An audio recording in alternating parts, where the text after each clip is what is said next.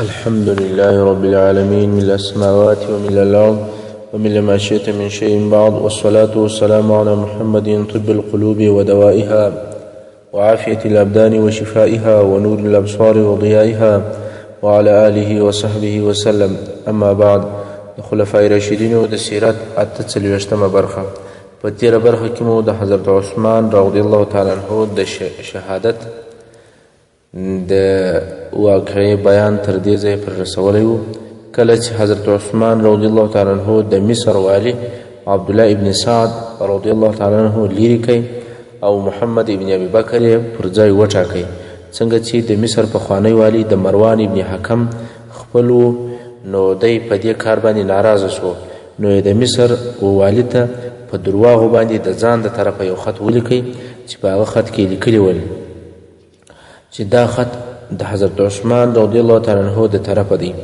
اصلي خو دا خط د عثمان رضی الله تعالی عنه د طرفه نو، مروان ابن حکم په درواغو د ځان د طرفه لیکلی و، او دا خط د امیر المؤمنین د طرفه دی. کله چې محمد ابن ابي بکر در ورسېدی مړ یې کړ او د ده سره پلانۍ او پلانۍ 6 نفره یاد کړي ول چې دا هم مړ کړه. بیا په پټه د حضرت عثمان رضی الله تعالی عنه په مهر باندې ټاپه کوي او بیا د حضرت عثمان رضی الله عنه یو مریی ته دغه لیک ورکوي او مصر ته یې ولېږئ. په لاره کې د باغیانو ډلې دغه مریی ولیدی، ویل چیرې ځې؟ ده ورته وویل چې د مصر والي ته امیر المؤمنین یو پیغام را کړی دی، هغه ورسوم. دوی ورته وویل چې ستا سره خط سته؟ ده ورته ویل یا. په دې وخت کې باغیان پر شکمن شول. کله چې تلاشي کې وکوله دا خط یې ورسره پیدا کړ چې په هغه کې لیکلي ول چې محمد ابن ابي بکر خلکو په زور والي کړی دی، کله چې در ورسېږي دستي یې مړ کړي او نور خلک بندیان کړه. د دې لیک په ویلو سره د دوی قهر نور پر جوش رالی او بیرته مدینې منورې ته باغیان را وګرځېدل. په مدینه منوره کې خلک سره راټول کړل. بیا حضرت عثمان رضی الله تعالی عنه ته ورغلل. په دې وخت کې حضرت علي رضی الله عنه هم موجود و. علي رضی الله عنه ورته وویل چې تاسې خو ولاړاست، اوس ولې بیرته رالاست؟ دوی وویل چې خلیفه د خپل مریي په واسطه باندې د مصر والي ته داسې خط لیږلی دی چې محمد ابن ابي بکر او 6 کسان دې ووژل شي. موږ دا خط ونیوی او مریی مو هم د ځانه سره راوستی. په دې وخت کې هغه د بصري او د کوفې ډلې هم رالې چې د مصریانو کومک وکړي. حضرت علي رضی الله عنه ورته وویل چې ما ته دا ستاسې کار ما ته یو جوړه سوې دسیسه معلومیږي او تاسې هم په سم نیت نه یاست راغلي. دوی وویل اوس چې هر قسم وي، زموږ دپاره دا ضروري ده چې امیر المؤمنین د خلافت څخه لیرې کړو، ته هم زموږ سره په دې کار کې مرسته وکوه. حضرت علي رضی الله عنه ته ډېر قهر ورغلی، ویل زه څنګه ستاسې سره مرسته په دې کار کې وکوم؟ تر دې وروسته چې خلکو کم لیک راوړی و، هغه حضرت علي رضی الله عنه د ټولو په مخ کې ووایي او بیا د حضرت عثمان رضی الله عنه څخه پوښتنه وکوله، ویل دا خط تا لیکلی دی؟ حضرت عثمان رضی الله عنه وویل چې دا خط هیڅ کله ما نه دی لیکلی. بیا پوښتنه ځینې وکوله چې دا اوښ ستا دی؟ حضرت عثمان رضی الله عنه وویل هو. او بیا پوښتنه ځینې وکوله چې دا مریی ستا دی چې پر اوښ باندې سپور او خط ورسره و؟ ده ویل هو. بیا پوښتنه ځینې وکوله چې دا مهر او ټاپه ستا ده؟ ده ویل هو. بیا پوښتنه ځینې وکوله چې خط نو ولې نه دی ستا؟ حضرت عثمان رضی الله تعالی عنه وویل چې قسم په الله که یا ما دا خط په خپله لیکلی وي یا مې په بل چا باندې لیکلی وي، دا زما مهر یو بل چا غلا کړی دی، زما ټاپه بل چا غلا کړې ده او پر خط یې لګولې ده. د دې په اورېدلو سره علي رضی الله تعالی عنه وویل چې حضرت عثمان رضی الله تعالی عنه په درواغو باندې هیڅ کله قسم نه اخی او نه اخیستی دی، نو دی صادق دی او د ده لمون د دې دسیسې څخه بالکل پاکه ده. تر دې وروسته د لیک پر تحریر او پر لیکنه باندې غور شروع شو. خلکو وپېژندی چې دا د عثمان رضی الله عنه د کاتب مروان ابن حکم خط دی. په دې وخت کې مروان ابن حکم په کور کې و. خلکو وویل چې مروان موږ ته په لاس راکړي. حضرت عثمان رضی الله عنه د مروان پر وژلو باندې وبېرېدی، نو یې دا موضوع وځنډوله. په دې سره مصریان په ضد شول او خبره تر جنجاله پورې ورسېدله. مخالفین وویل چې عثمان رضی الله عنه زموږ او د مروان د مابین څخه لیرې سي. څنګه چې مروان د حضرت عثمان رضی الله عنه خپل و، نو د عثمان رضی الله عنه د نرم طبیعت څخه د مروان غلطه فایده اخیسته. کنې دی د اوله څخه د شر خوښونکو سو. رسول صلی الله علیه وسلم دغه مروان او د پلار حکم د دوی د غلطو حرکتو په سبب باندې د مدینې منورې څخه شړلي ول، او ابوبکر صدیق او عمر فاروق رضی الله تعالی عنهما هم په خپل خلافت کې نه پرېښول، مدینې ته یې نه رایله کول. کله چې عثمان رضی الله عنه خلیفه سو، نو د خپلوۍ په سبب باندې د مروان سره احسان وکړي او مدینې منورې ته یې راپرېښول او بیا خپل کاتب وګرځوئ.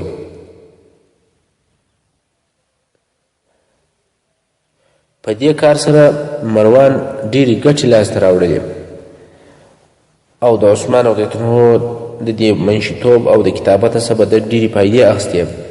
خپل شخصي کارونه به کول، خو د د دې بې ځایه حرکتو څخه ډېر صحابه کرام ناراضه ول او د مدینې منورې اوسېدونکي هم ډېر ځین تنګ ول. نو کله چې مخالفینو وغوښتل چې موږ ته مروان را تسلیم کړي، ځکه د په درواغو باندې خط لیکلی دی، نو د مدینې منورې خلکو هم وویل چې باید چې مروان ور تسلیم سي چې دا فتنه ختمه سي. کله چې مخالفینو د حضرت عثمان رضی الله عنه کور محاصره کوي، دلته هم د مدینې منورې خلکو کوشش وکوي چې حضرت عثمان رضی الله عنه دې د مروان او د باغیانو د منځ څخه لیرې سي، ځکه که حضرت عثمان رضی الله عنه مروان ودی ته ور تسلیم کړي، نو معلومه خبره ده چې فتنه ختمیږي او دوی د دې ځای ځي. خو حضرت عثمان رضی الله عنه د خپل غیرت په سبب باندې دا نسوای زغملی چې مروان دې ووژل سي یا د باغیانو ته ور تسلیم سي. په دې وخت کې حضرت علي رضی الله عنه ته خبر را ورسېدی چې باغیانو د حضرت عثمان رضی الله عنه د کور دروازه ور ماته کړه، اوس غواړي چې دننه کور ته ورسي او عثمان رضی الله عنه شهید کړي. نو خپلو زامنو ته وویل چې حسن او حسین رضی الله تعالی عنهما دي، ول تاسې د اسلحې سره ورسئ، د عثمان رضی الله عنه د کور حفاظت به وکړي او څوک دننه مه پرېږدي. زبیر او طلحه رضی الله تعالی عنهما هم خپلو زامنو ته وویل چې تاسې هم ورسئ او د باغیانو مخه ونیسئ. دوی چې کله راورسېدل، د باغیانو دفاع یې شروع کړه. باغیان مجبوره سول چې د دروازې لاره پرېږدي، ځکه دوی پوهېدل که موږ د دروازې په خلکو باندې کار ولرو، ټول بني هاشم پر موږ حمله کوي، او بل پر دې بیرېدل چې داسې نه چې د دې محاصرې خبر د حضرت عثمان رضی الله عنه والیانو ته ورسېږي، بیا به مدینې منورې ته لښکر راولېږي. که لښکر یې رالې، بیا نو زموږ خیر نسته. نو دوی غوښتل چې خپل هدف د بلې لارې څخه ژر تر ژره ترسره کړي. باغیانو د حضرت عثمان رضی الله عنه کور ډېر سخت محاصره کړی و، تر داسې اندازې پورې چې اوبه یې هم پر بندي کړې وې. کله چې محاصره سخته سوه، حضرت عثمان رضی الله تعالی عنه د کور و یو دیواله ته وختی او په لوړ آواز سره وویل: ای خلکو، زه په قسم سره ستاسې څخه پوښتنه کوم چې آیا تاسې زما په ښو او په نیکو باندې نه یاست خبر؟ آیا ما اول ایمان نه دی راوړی او پر تاسې مې احسانونه نه دي کړي؟ خو تاسې اوس زما وژل غواړئ، حال دا چې په اسلام کې بې له درو کسانو د بل چا مرګ نه دی روا. اول هغه څوک چې د واده سره سره زنا کړې وي، دویم مرتد چې د دین اوښتی، دریم ناحقه قاتل. خو دا خبره په یاد ولرئ، که تاسې زه ووژلم، نو نه به ستاسې غاړې د تورو څخه خلاص شي او نه به تر قیامته پورې ستاسې اختلافات د منځه ولاړ شي. حضرت عثمان رضی الله عنه لا خبره نه وه پوره کړې چې د یو غونډۍ څخه یو آواز راپورته شو، ول د عمر تر وفات وروسته ته د مسلمانانو په مشوره باندې خلیفه سوې، ستا ټول فضیلتونه موږ منو، خو تا یو نوې لار اختیار کړې ده چې ته په هغه ښه خبر یې، او ستا دا خبره غلطه ده چې په اسلام کې فقط د درو کسانو وژل روا دي، ځکه په قرآن کې د نورو کسانو د وژلو اجازه هم شته، لکه په مځکه کې فساد کوونکی او باغي او د حق منع کوونکی. نو ته باغي او د حق په لاره کې خنډ یې، پر موږ ظلم کیږي او ته نه منع کوې، نو که ته خلافت پرېږدې، موږ ستا څخه ځو او تا بې وژلو پرېږدو. د دې جواب په اورېدلو سره حضرت عثمان رضی الله عنه چپ سو، د مدینې منورې کم خلک چې دلته د حفاظت لپاره ولاړ ول هغو ته یې وویل چې تاسې ولاړ سئ. هغه هم ځینې ولاړل. په یو بل روایت کې دا هم راغلی دي چې حضرت عثمان رضی الله عنه باغیانو ته وویل ای خلکو تاسې ولې زما په مرګ پسې یاست؟ زما لږ عمر پاته دی، په خپله به مړ سم. قسم په الله کم چا چې نبي په ناحقه وژلی وي د هغه په بدل کې په زرهاو خلک وژل کیږي. زه د سید الانبیا صلی الله علیه وسلم خلیفه یم، زما په بدل کې به 80,000 کسان وژل کیږي. که مسلمانانو زما بدله نه واخیسته د اسمانه څخه به الله جل جلاله د ډبرو په واسطه باندې زما قاتلان ووژني. ګورئ داسې مه کوئ، تاسې اوس زما مرګ غواړئ او قسم په خدای زما تر مرګ وروسته به دا ارمان کوئ چې کاشکې د حضرت عثمان رضی الله عنه یوه ساه د کال سره برابره وای. څنګه چې باغیانو د ده د شهادت ټینګ نیت کړی و نو یې محاصره نور هم سخته کړه. ویل موږ ستا بې وژلو نه ځو. باغیانو د محاصرې په وخت کې اوبه او خوراکي شیان هم پر بند کړل. په کور کې چې کم شیان ول هغه هم ټول ختم شول. حضرت عثمان رضی الله عنه 7 ورځې په تنده کې تېرې کړې. د حضرت عثمان رضی الله عنه ټوله کورنۍ د سختې تندې سره مخامخ وه. په ټوله کور کې یو څاڅکی اوبه نسته. حضرت عثمان رضی الله عنه د خپل کور تر کړکۍ سر راویستی وویل علي سته؟ خو چا جواب نه کوي ور. بیا وویل چې سعد سته؟ خو چا جواب نه کوي ور. بیا وویل چې ای محمدي امته د روم او د پارس باچا که څوک بندي کړي نو خوراک او چښاک خو ورکوي، خوراک او چښاک خو نه ځین بندوي. ای خلکو زه ستاسې دونه ګناهګاره بندي یم چې اوبه هم نه راکوئ. یو څوک ستاسې د الله دپاره حضرت عثمان ته یوه پیاله اوبه ورکړي، زه به په بدل کې د حوض کوثر اوله پیاله ورکړم چې ماته رسول صلی الله علیه وسلم راکوي.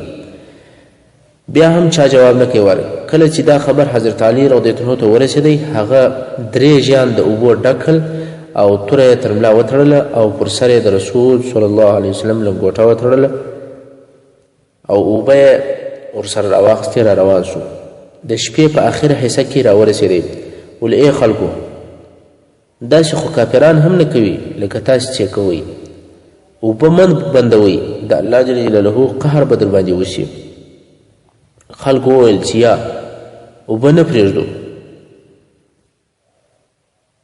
بیا باغیان د ده وژیانو ته ورتېر شول او په برچو په چړو باندې هغه ژیان ورڅیرې کړل او اوبه یې ځینتو کړې. په دې منځ کې ام المؤمنین ام حبیبه رضی الله تعالی عنها چې د رسول صلی الله علیه وسلم بیبي ده هغه پر یو کچره باندې سپاره سوه. یو ژی اوبه یې ورسره رااخیستې وې. د دې دا فکر و چې دا خلک به لږ تر لږه زما خیال وساتي. نو یې دوی ته وویل چې د بني امیه قوم و حضرت عثمان رضی الله عنه ته څه مالونه د امانت پر قسم ایښي دي نو ما و حضرت عثمان رضی الله عنه ته ورپرېږدئ چې زه د هغه سره په دې باره کې خبرې وکوم، داسې نه چې د کونډو او د یتیمانو مالونه ضایع شي. دوی وویل چې دا درواغ وایي او د دې کچره په لرګو باندې پر سر سر ووهله څو په ډېر تکلیف سره دې مبارکې ځان جن خلاص کوي. د دې حال په لیدلو سره خلک وبېرېدل. ول خدای مو خوار که د رسول صلی الله علیه وسلم د بیبیانو سره داسې سخت چلل کوئ. د مدینې منورې خلک ډېر په قهر شول. د تورو سره حضرت عثمان رضی الله عنه ته رالل. ول اوس خو د رسول صلی الله علیه وسلم د بیبیانو سره هم بې عزتي وسوه نو اجازه راته وکړه چې جنګ ورسره وکړو. حضرت عثمان رضی الله عنه ورته وویل چې تاسې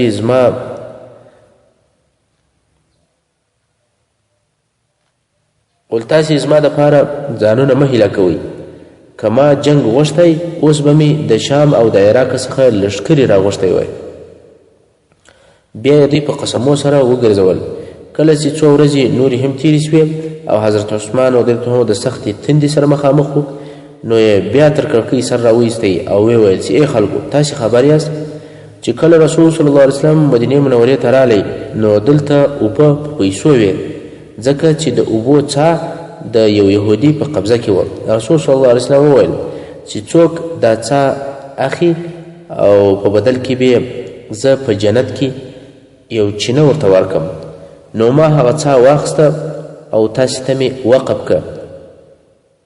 نن زه او زما کورنۍ د 40 ورځې راهیسې تږي یو او لږ اوبه نسو پیدا کولی. ای خلکو تاسې پوهیږئ چې اول کې مسجد نبوي تنګ و، بیا ما په 25,000 درهمه نور هم ځکه واخیسته او په ګډه مې کړ.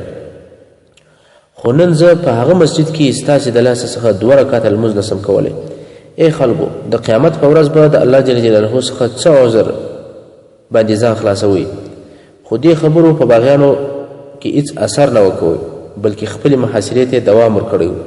عایشه رضی الله عنها دا حالت ټول لیدل، خو څه یې په وسه نه ول پوره، او د باغیانو ارادې هم خطرناکه وې. نو یې قصد وکوئ چې د حج په نیت باندې د مدینې منورې څخه ووځي. خپل ورور محمد ابن ابي بکر ته وویل چې زما سره ملګری شه. هغه انکار وکوئ. تر دې وروسته دې مبارک وویل چې قسم په خدای که زما په وسه پوره وای چې دا خلک مې پر شا کړي وای، نو پر شا کړي به مې وای. په دې وخت کې د حج موسم هم دی. د حج د مشرتوب دپاره د حضرت عثمان رضی الله عنه ټاکنه. کله چې زبیر او طلحه رضی الله تعالی عنهما ته د حضرت علی رضی الله عنه او د ام المؤمنین ام حبیبه رضی الله عنها حالات ورسېدل، نو دوی ته معلومه شوه چې تر دې وروسته حضرت عثمان رضی الله عنه ته د اوبو رسېدل غیر ممکن دي، ځکه چې دې خلکو د علی او د ام المؤمنین خیال نه وساتئ، نو د بل چا خیال به څنګه وساتي؟ نو په دې وجه طلحه او زبیر رضی الله عنهما او نور صحابه کرام په خپلو کورونو ننوتل او دروازې په ځان پسې وتړلې، هیڅ چا ته نه راوتل. په دې وخت کې د حج موسم را نږدې سو، نو حضرت عثمان رضی الله عنه د کور بام ته وختئ. حضرت ابن عباس رضی الله عنه چې په کور کې د حفاظت دپاره ولاړ، هغه ته یې وویل چې د سږ کال د حج امریت ته پر غاړه واخله. څنګه چې ابن عباس رضی الله عنه د حضرت عثمان رضی الله عنه د حفاظت دپاره ولاړ، نو ورته ویې ویل چې زما په فکر د حج تر کولو د باغیانو سره جهاد افضل دی. خو حضرت عثمان رضی الله عنه په ډېر ټینګار ورته وویل چې ته به خامخا د حاجانو مشري پر غاړه اخلي. کله چې ابن عباس رضی الله عنه مکې مکرمې ته روانېدی، حضرت عثمان رضی الله عنه ورته وویل چې په مکه مکرمه کې به د خالد ابن العاص رضی الله عنه سره ووینې او ورته ووایه چې امیر المؤمنین سلام در باندې وایي او وایي چې زه د څو ورځو راهیسې محاصره یم. کم څاڅکې ما په خپلو پیسو رانیولی و، د هغه څخه یو څاڅکی اوبه پر ما حرامې دي. په کور کې چې د خوراکي شانو کم مواد پراته دي، په هغه ګزاره کوم. د دباندې څخه شی نه راته راځي. او د دې ځای ټول حالات ورته ووایه او بیا ورته ووایه چې په خلکو د حج مراسم ښه پوره کړه. خو زه پوهېږم چې دا کار به د هغه نسي خوښ، خو که هغه نه کوله بیا یې ته وکړه. ابن عباس رضی الله عنه وایي چې زه د حج په نیت باندې مکې مکرمې ته ورسېدم. خالد ابن عاص رضی الله عنه په جواب کې راته وویل چې دښمنان راغلي دي او مقابله یې هم څوک نسي کولی. نو داسې راته معلومیږي چې حالات د حضرت علی رضی الله عنه خلافت ته برابریږي او د حج د مشرتوب دپاره تشه او مناسب یې. ابن عباس رضی الله عنه وایي چې ما د حج مشرتوب پر غاړه واخیستی. د ذوالحجې د میاشتې په آخر کې چې کله مدینې منورې ته رالم، حضرت عثمان رضی الله عنه شهید سوی. حضرت عثمان رضی الله عنه 40 ورځې محاصره و او په دې وخت کې به یې متصلې روژې نیولې. یوه شپه یې خوب ولیدی چې رسول صلی الله علیه وسلم او ابوبکر صدیق او عمر فاروق رضی الله تعالی عنهما د روضې مبارکې څخه راووتل. حضرت عثمان رضی الله عنه ته رانږدې شول. ول ای عثمانه، ته ډېر تږی یې، د 40 ورځې راهیسې د روژه ده، سبا به ته روژه زموږ سره ماته یې. موږ به دې د حوض کوثر په اوبو باندې اوبه کړو او سبا به ته شهید سې. په دې خوب سره حضرت عثمان رضی الله عنه پوه شو چې زما د شهادت وخت رانږدې دی. په دې وخت کې په دروازه باندې هم ډېر شور جوړ شو. مصریانو غوښتل چې د حضرت عثمان رضی الله عنه د شهیدولو دپاره کور ته ورشي، خو پر دروازه باندې مقرر صحابه کرام لکه امام حسن او عبدالله ابن زبیر او داسې نور صحابه کرام هغه د باغیانو سره په مخ کې ودرېدل او سخته مقابله یې ورسره وکوله او دوی یې شاتګ ته مجبوره کړل. حضرت عثمان رضی الله عنه نه غوښتل چې د ده په وجه وینې توی شي، نو یې حاضرو صحابه کرامو ته قسم ورکړي چې جنګ به نه کوئ، ځکه تاسې دلته زما د مرستې دپاره راغلي یاست، نه د جنګ دپاره. په دې منځ کې یو بله واقعه پیښه سوه. هغه دا چې نیار ابن عیاض چې صحابي و دا د باغیانو سره ملګری و. حضرت عثمان ورته وویل چې د باغیانو د صفه څخه رالیرې شه. دلته خبرې سره روانې وې چې دغه نیار په نامه صحابي د باغیانو سره لیرې کړي. په دې وخت کې کثیر ابن سلط الکندي چې د حضرت عثمان رضی الله محافظ و او د هغه پر کور پیرهدار و، هغه پر دې نیار باندې چې د باغیانو په صف کې دی پر هغه باندې واره وکوئ، په غش یې وویشتئ او مړ یې کړئ. اوس نوره هم خبره خرابه سوه. باغیانو کثیر ابن سلط وغوښتی چې دې زموږ نفر وژلی دی او موږ یې غواړو پر قصاصوو یې. حضرت عثمان رضی الله ورته وویل کوم څوک چې زما مرسته کوي او ما د قتل څخه ساتي هغه څنګه و تاسې ته در تسلیم کړم. په دې سره باغیانو پر دروازه باندې حمله وکوله. څنګه چې دروازه د دننې خوا تړلې وه نو یې اور ور واچوئ، بیا یې کوشش وکوئ چې کور ته دننه ورسي، خو د حضرت عثمان رضی الله ساتونکو یې مخه ونیوله او دوی یې شاته کړل. په دې وخت کې حضرت عثمان رضی الله لمونځ وکړئ او د قرآن مجید تلاوت یې شروع کړئ. کله چې دې آیات ته راورسېدی چې رب جل جلاله د سورة ال عمران په 103 نمبر آیت کې فرمایي اعوذ بالله من الشیطان الرجیم الذين قال لهم الناس إن الناس قد جمعوا لكم فاخشوهم فزادهم إيمانا وقالوا حسبنا الله ونعم الوكيل.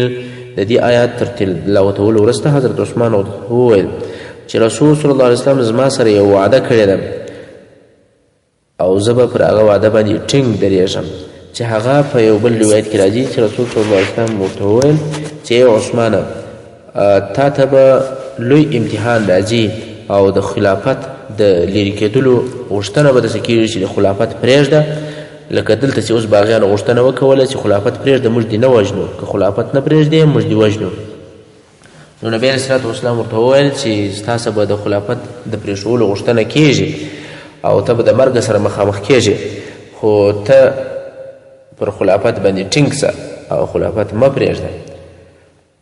نو ده هم دلته هغه وعده یاده کړه چې زما سره رسول صلی الله علیه وسلم یو وعده کړې ده، زه به پر هغه وعده ټینګ یم. دې خلکو په دې وجه باندې دروازې ته اور واچوئ چې د دوی تر دې و شر کار ته قصد دی، نو تاسې د دوی سره مقابله مه کوئ چې وینې توی نه سي. بیا امام حسن رضی الله تعالی عنه ته په ټینګه وویل چې ته هم د خپل پلار پر طرف لاړ شه او د هغه سره کښېنه، دلې مه پاتېږه. خو د هغه بیرته تلل زړه نه غوښتل او ډېر په مړانه یې د باغیانو دفاع کوله. مغیره ابن اخنس د خپلو څو ملګرو سره پر باغیانو باندې حمله وکوله او دی پکې شهید سو. د دې حال په لیدلو سره ابو هریره رضی الله عنه د دې وینا سره رامخته سو چې ویل یې ما لي ادعوکم الى النجاة وتدعونني الى النار. محترم اوریدونکو، څنګه چې وخت پای ته رسیږي زموږ پاته برخه د سیرة الخلفاء په راتلونکو حصو کې واورئ. وصلى الله تعالى على خير خلقه محمد وآله وأصحابه وأهل بيته أجمعين.